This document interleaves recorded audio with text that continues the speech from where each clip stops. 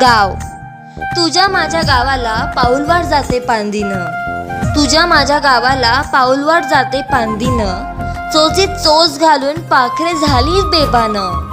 तुझ्या माझ्या गावाला ओल्या मातीचा गंध, केस कुरळे उडवण्याचा तुझा न्याराच ग छंद.